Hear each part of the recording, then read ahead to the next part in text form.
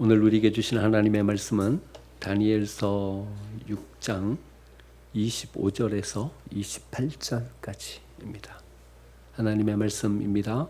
이에 다리오 왕이 온 땅에 있는 모든 백성과 나라들과 언어가 다른 모든 사람에게 조서를 내려 이르되 원하건대 너희에게 큰 평강이 있을지어다. 내가 이제 조서를 내리노라. 내 나라 관할 아래에 있는 사람들은 다 다니엘의 하나님 앞에서 떨며 두려워할지니 그는 살아계시는 하나님이시오 영원히 변하지 않으실 이시며 그의 나라는 멸망하지 아니할 것이요 그의 권세는 무궁할 것이며 그는 구원도 하시며 건져내기도 하시며 하늘에 서든지 땅에 서든지 이적과 기사를 행하시는 이로써 다니엘을 구원하여 사자의 입에서 벗어나게 하셨음이라 하였더라. 이 다니엘이 다리오 왕의 시대와 바사 사람 고레스 왕의 시대에 형통하였더라. 아멘. 옆에 계신 분들과 함께 인사 나누겠습니다. 은혜의 자리에 잘 오셨습니다.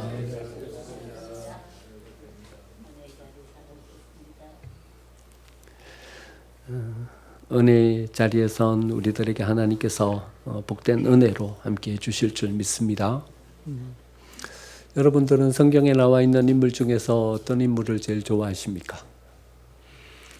여러 그리스도인들을 대상으로 조사를 했습니다. 어떤 인물을 가장 좋아하냐? 어떤 사람이 되고 싶냐?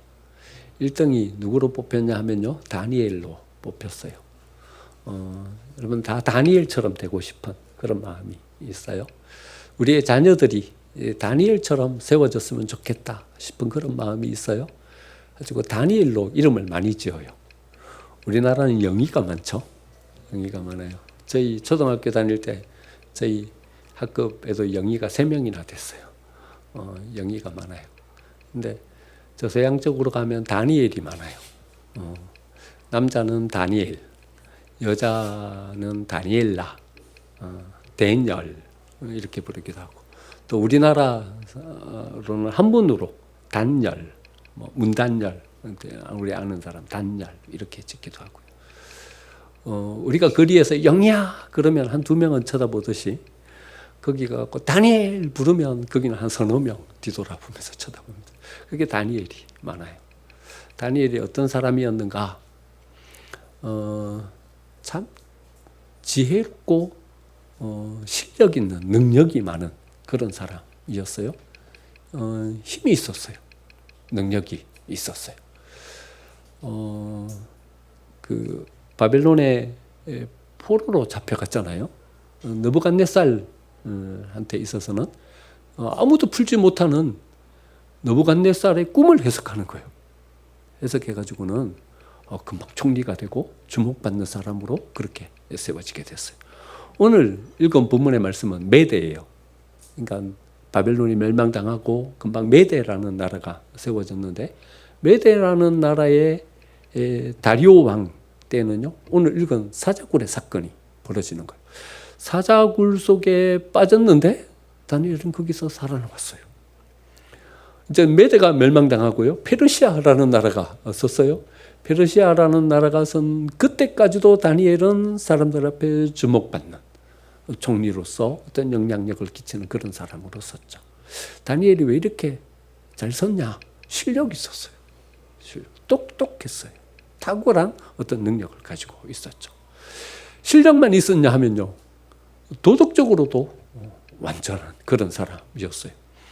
여러분 먼지 털기 하면 신상 털기 하면 한두 가지는 다 나오잖아요.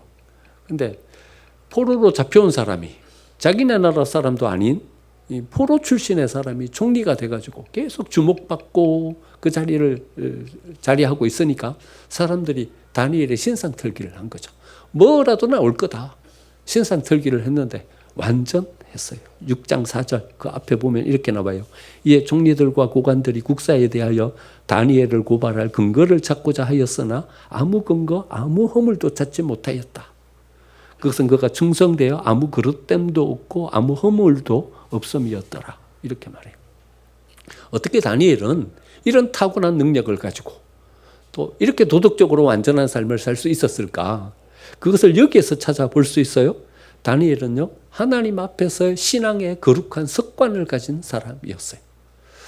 여러분, 어떤 일을 계속 반복하고 나면 거기에 어떤 몸에 밴 습관이 이렇게 생기게 되잖아요. 그것은 우리가 의식해서 하는 것이 아니라 그것이 우리의 몸에 배가지고 습관이 되는 거죠. 10절 보면요. 6장 10절 보면 이렇게 나와요. 다니엘이 이 조서에, 그러니까 다리오 왕 외에는 어떤 곳에서도 무릎 꿇거나 기도하면 안 된다. 이런 조서가 공포가 된 거죠. 이 조서에 왕의 도장이 찍힌 것을 알고도 자기 집에 돌아가서는 윗방에 올라가 예루살렘으로 향한 창문을 열고, 그 다음 주목해서 보세요, 여러분. 전에 하던 대로 그는 하나님 앞에 하루 3번씩 기도했던 거죠. 그러니까 이 하나님 앞에 기도하는 이것은요, 다니엘의 몸에 밴 습관인 거예요. 몸에 밴 신앙의 습관을 가지고 어떤 하나님 앞에 선 신앙으로 그가 섰다는 것이죠. 저는 이것이 참 중요하다 생각합니다. 여러분, 어떤 어려운 상황이나 힘든 여건 가운데 딱 부닥치면요, 어떨 때는요, 머리가 하얘져요. 뭘 어떻게 해야 될지, 어떤 길로 가야 될지 알 수 없는 그런 혼란 속에 우리가 놓여질 때가 많아요. 인생 살다 보면요, 여러분 한두 번쯤은, 한 서너 번쯤은 이런 상황을 다 경험하게 되잖아요. 지금 어떻게 해야 되지? 어떻게 이 난관을 헤쳐가지? 그런 상황에 직면하게 돼요. 그때는 뭐가 나오냐 하면요, 우리의 몸에 밴 습관이 나오는 거예요. 우리의 몸에 밴 습관이 나오는 거예요. 다니엘은 뭐가 몸에 밴 습관으로 이렇게 되어 있었냐 하면 기도하는 것으로. 그 어려움이 닥치면 다니엘은 어떻게 했냐면요, 기도하는 거예요. 모세도 그랬죠. 어려움이 닥칠 때마다 그 뒤에 꼭 반복해서 나오는 단어가 있어요. 출애굽기, 민수기 읽어보면요, 모세는 하나님 앞에 엎드려요. 모세가 하나님 앞에 엎드리니라. 모세가 하나님 앞에 엎드리니라. 제가요, 그것을 쭉 체크해갖고 녹색으로, 저는 색연필로 색칠을 해요. 색칠을 해갖고 쭉 봤어요. 성경 통독하면서 쭉 읽어봤더니요, 모세는요, 수없이 하나님 앞에 엎드리는 거예요. 뭔 일이 생길 때마다 습관적으로 가서 하나님 앞에 엎드리는 거예요. 그러니까 몸에 뱄어요, 이게. 그러니까 막 혼란하고 어려운 어떤 물이 없어서 또 아말렉이 쳐들어와서 여러 가지 곤란한 상황이 생기면 모세는 뭐부터 하냐면 그냥 가서 엎드리는 거예요, 하나님 앞에. 몸에 뱄어요. 몸에 뱄어요. 그것이 그 위기를 극복하게 하고 이기게 하고 또 그 삶을 세워가는 거죠. 다니엘이 어떻게 그 험한 세상 가운데서, 여러 가지 공격이 들어오는 세상 가운데서, 자기를 음해하는 이 사람들 가운데서 그의 삶을 세워갈 수 있었냐 하면요, 몸에 뱄어요, 기도하는 것이. 몸에 밴 그 신앙의 습관을 쫓아서 그 난관을 극복하고 이길 수 있었던 거죠. 여러분, 우리는 어떤 것을 이렇게 우리의 몸에 밴 신앙으로 우리의 삶을 이렇게 세워가면 좋을까요? 성경 다니엘도 기도하고 모세도 하나님 앞에 엎드렸다 이렇게 말하는데, 저는요, 한 가지 추천하라 그러면요, 예배를 우리 신앙의 몸에 밴 어떤 신앙의 습관으로 세워갔으면 좋겠다 싶어요. 왜냐하면요, 예배 가운데는 찬양이 있잖아요. 예배 가운데는 기도도 있잖아요. 예배 가운데는 말씀도 있잖아요. 그러니까 막 힘들고 어려우면요, 예배의 자리에 오는 거예요. 새벽 예배의 자리에 오고요, 수요일 예배 자리에도 오고요, 예배 자리에 오는 거예요. 오면 거기에서 하나님께서 우리에게 허락해 주시는 은혜로 우리의 삶을 다시 회복하고 길을 찾고 거기에서 에너지를 공급받을 수 있게 되는 거예요. 여러분, 록펠러를 아시죠? 그의 어머니의 유언이 참 유명한 유언이에요. 10가지 유언을 하는 거예요. 너는 이래 살아라. 10가지 계명을 록펠러에게 주는 거죠. 록펠러가 세계적으로 이렇게 영향력을 끼칠 수 있는 사람이 된 것은 그의 어머니의 10가지 유언 때문이죠. 철저하게 10가지 유언을 지키는 거예요. 그 유언 때문에 그는 세계적으로 영향력을 끼치는 가장 큰 어떤 부를 소유한 사람으로 그의 삶을 살아갈 수 있게 된 거죠. 그런데 그 유언을 우리는 몇 가지 기억해요. 그 중에 하나가 11조죠. 우리는 록펠러가 그래 부자가 된 것이 그가 11조를 철저하게 해서 그렇다. 그냥 항상 주머니 2개를 차고 다니는 거예요. 통장이 2개가 있어요. 뭐 수입이 생기면 뭐부터 하냐면 11조 떼는 것부터 하는 거예요. 그래가지고 그의 삶을 세워서 그가 부자가 됐다 이렇게 이야기해요. 근데 그보다 더 중요한 게 있어요. 뭐냐면 예배예요. 그의 어머니가 그에게 뭐라고 유언하냐 하면 이렇게 유언해요. 너는 예배당 맨 앞자리에 앉아서 예배라. 맨 앞자리, 그 자리는 네 자리다. 누구에게도 그 자리를 빼앗기지 말아라.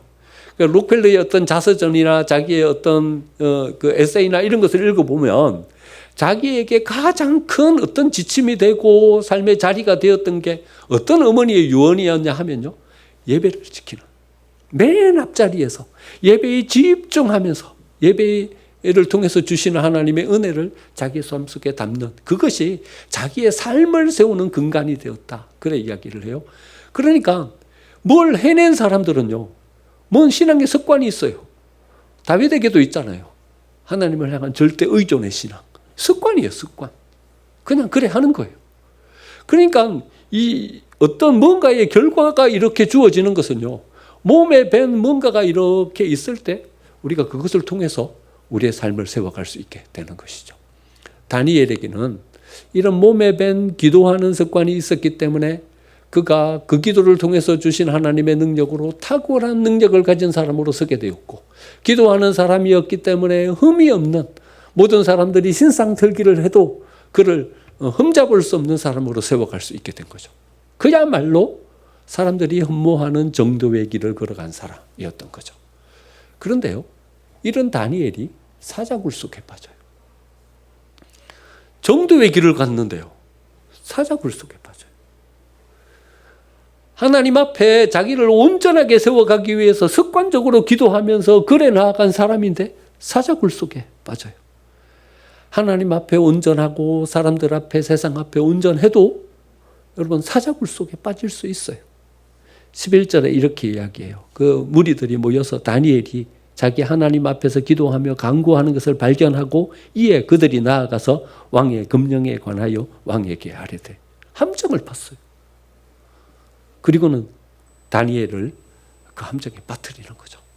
한 달 동안 왕 외에 어떤 대상에게도 절하거나 기도하면 안 된다, 함정을 파놓고 다니엘이 기도하기를 기다리고 있다가 그 함정에 다니엘을 빠뜨린 거죠. 여러분, 다니엘이 기도했기 때문에 함정에 빠진 겁니까? 기도 안 했으면 함정에 빠지지 않았을 텐데. 그럼 다니엘이 기도했기 때문에 함정에 빠진 겁니까? 정직하고 신앙의 길을 갔기 때문에 사자굴 속에 들어간 겁니까? 이래 생각할 수 있어요. 이래 생각할 수 있어요. 아니, 좀 한 달만 참지. 한 달만 참지. 그러면 여러분, 다른 함정은 없습니까? 또 다른 함정을 팔 거예요. 신상 틀기를 했잖아요. 신상 틀기를 해가지고 그에게서 어떤 뭔가 찾을 수가 없으니까 함정을 판 거잖아요. 그러면 그 함정 넘어가면 또 다른 일은 안 생길까요? 세상은요, 우리에게 이렇게 이야기하는 거예요. 야, 거기 붙잡혀 있지 말고 여기로 와. 그것 때문에 니네들이 어려움을 당하고 힘든 상황 가운데 빠지는 거야. 여기로 와. 이렇게 유혹을 하는 거예요. 하와를 향해서, 아담을 향해서 이렇게 유혹을 하는 거예요. 야, 선악과 따먹어버려. 너 왜 맨날 2인자인 줄 아냐? 너는 왜 하나님이 이야기하는 것에 순종하면서 그렇게 따라가야 되는 그런 존재로 네가 서 있는 줄 아냐? 너 선악과 안 따먹고 있기 때문에 그런 거야. 그러니까 세상으로 나와. 세상으로 나와. 이렇게 유혹하는 거죠. 하지만 여러분, 이건 유혹이에요. 유혹이에요.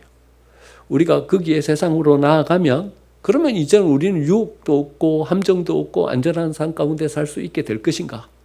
그렇지 않다는 것을 우리는 너무나도 잘 알고 있잖아요. 거기에 나아가도 여전히 우리는 어려움 앞에 직면하게 되는 것이고 또 다른 환난 속에 빠지게 되는 거죠. 우리는 일이 잘못되면요, 자신이 잘못 살아서 이런 어려움 속에 빠지게 된다, 이렇게 생각해요. 물론 일이 잘못되면요, 우리 자신을 잘 살펴야 돼요. 어떤 허물이 있고 어떤 잘못이 있어서 우리가 이런 함정에 빠지고 이런 어려움 속에 빠졌는가 잘 살펴야 돼요. 하지만 여러분, 우리가 잘 정도의 길을 가도 함정에 빠질 수 있어요. 사자굴 속에 빠질 수 있어요. 우리가 가지는 이 길 속에 함정에 빠졌다고 죄책감 속에 빠질 필요는 없는 거예요. 너무 우리를 자책하면서 설 필요도 없는 거예요. 사자굴 속에 빠질 수 있어요. 빠질 수 있어요. 사자굴 속에 빠졌다고 모든 것이 우리의 잘못은 아닌 거예요. 세상은 그래 악한 거예요. 하지만 우리는 그 길을 포기하지 않아야 돼요. 그 길을 갈 때 우리는 하나님의 은혜 가운데 하나님이 돌보시는 그 손길 가운데 우리가 설 수 있다는 것을 기억해야 합니다. 다니엘은 문을 열고 기도했어요. 위층으로 올라가서는 문을 열고 기도했어요. 여러분, 다니엘이 왜 위층으로 올라가서 문을 열고 기도했을까요? 물론 성경은 습관에 따라서 그래 기도했다 그랬어요. 그런데 조서가 공표됐잖아요. 아래로 내려가면 얼마나 좋을까요? 지하실로 내려가서 기도하면요.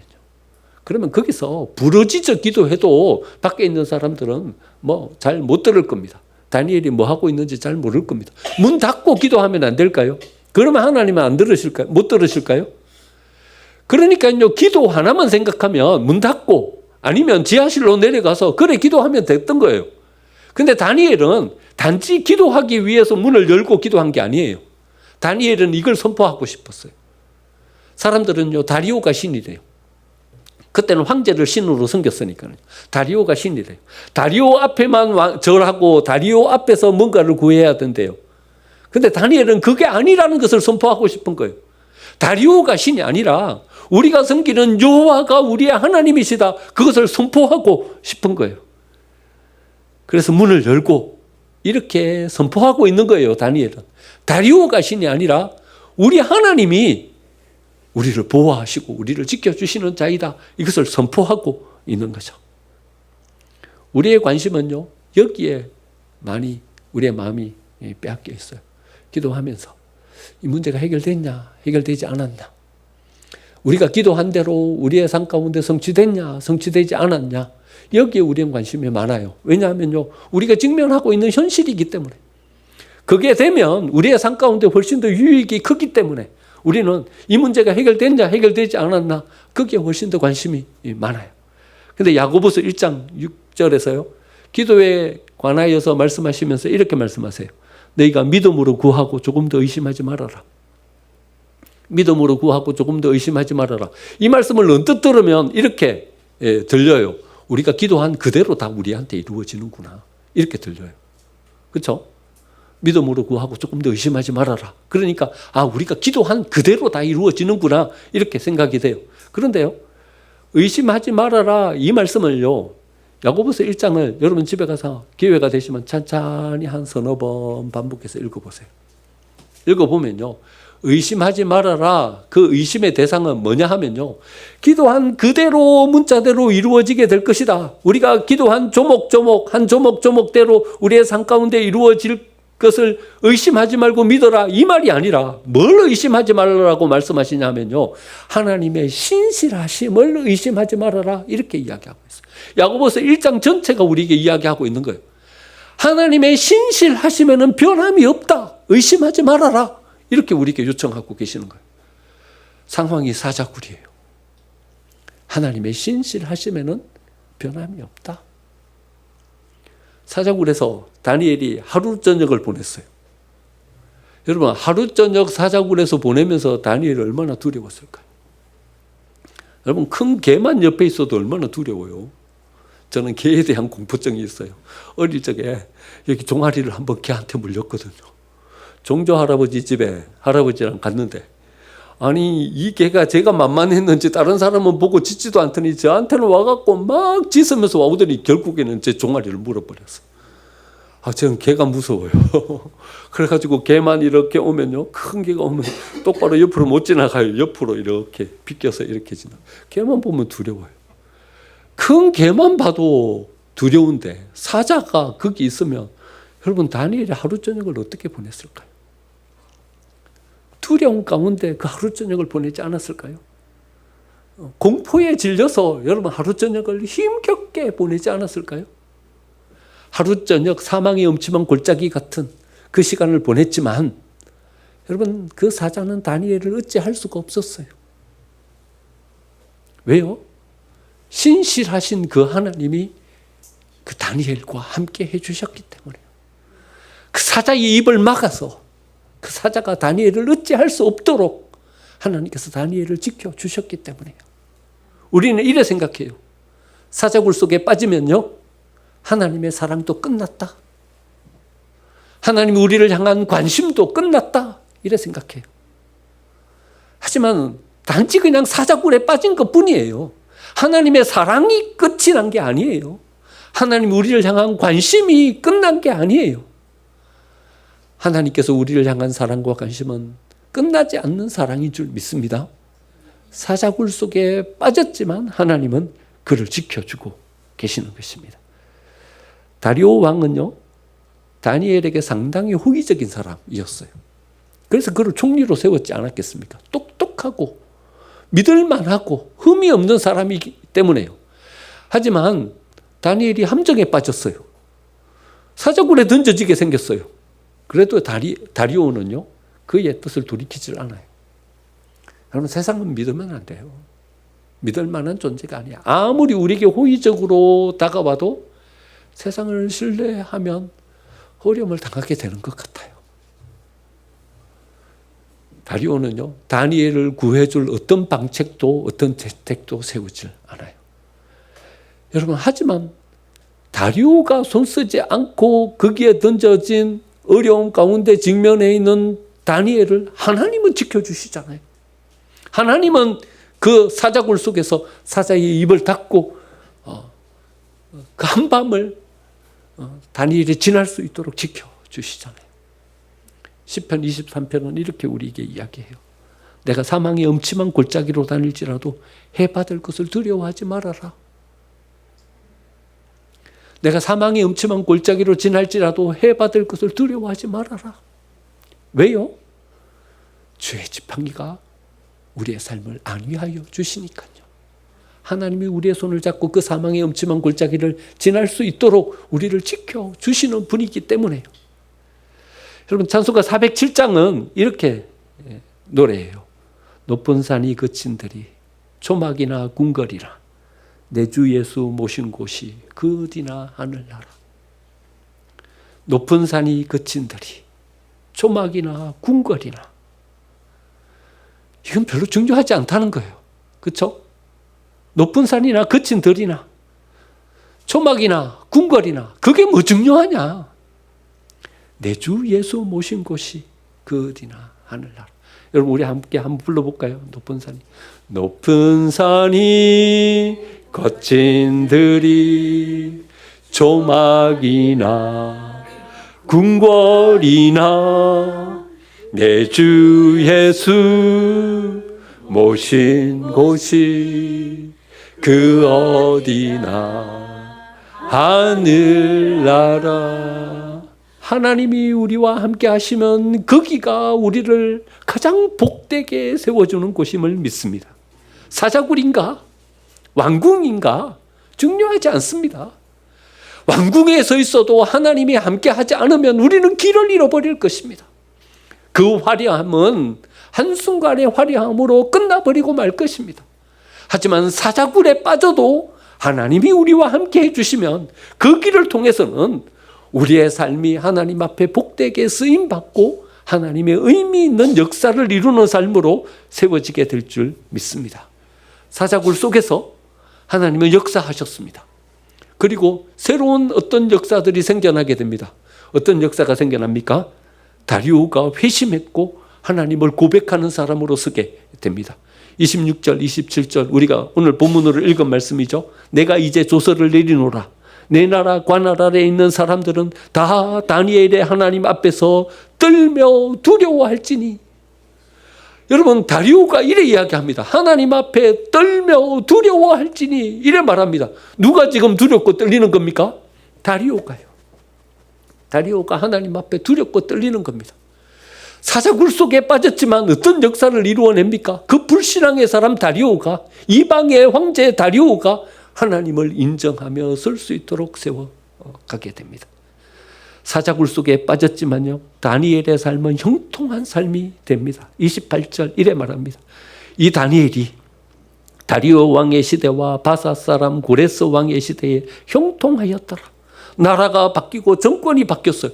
여러분, 이런 사람이 어디 있습니까? 나라가 바뀌면 거기에 충성했던 사람은 다 숙청되는 거죠. 여러분, 바벨론에 충성했던 사람이 메대 사람으로 기용돼 갖고 쓸 수 있어요? 그 나라에 충성했던 사람인데 메대가 바벨론을 이겼어요. 전쟁을 해가지고. 그러면요, 그 나라 사람들은 다 숙청되는 거죠. 뭐 이건 수순이 있지 않습니까? 근데 다니엘은 기용돼요. 이런 사람은 놓칠 수가 없어요. 메대가 무너지고 페르시아가 세워졌어요. 페르시아가 세워지면 그 메대에서 충성했던 사람은 다 숙청되는 거죠. 그리고는 새 사람들을 세워서 새 나라를 세워가는 거죠. 그런데 다니엘은 놓칠 수가 없어요. 그래서 페르시아에 다시 세워지는 거예요. 뭐가 이렇게 다니엘을 만듭니까? 저 사람은 사자굴 속에 빠졌는데도 다시 살아나온 사람이다. 하나님이 그를 지켜주시고 그에게는 그가 믿는 하나님의 역사가 뒤따른다. 그것을 사람들 앞에, 세상 앞에 세워주게 됩니다. 뭐가요? 사자굴 속에 빠진 이 역사가 다니엘을 그래 세웁니다. 세 번째는요, 페르시아 시대 때요. 고레스가 왕이 되었어요. 왕이 되었는데 여러분, 우리가 잘 아는 사건이지 않습니까? 페르시아 고레스가 뭘 합니까? 포로 귀환령을 내립니다. 너희 모든 유다 사람들은 예루살렘으로 돌아가서 예루살렘 성벽을 재건하고 너희 하나님의 성전을 다시 건축해라. 여러분, 성벽을 재건한 게 뭡니까? 느헤미야서. 성전을 건축한 책이 뭡니까? 학개서. 누구 때문에요? 고레스가 선포했어요. 그런데 누구 때문에요? 다니엘 때문에요. 여전히 페르시아 고레스 왕의 시대 때도 총리인 거예요. 누구의 영향력을 받는 거예요? 다니엘의 영향력을 받는 거예요. 왕이시여, 내가 하나 왕에게 청이 있습니다.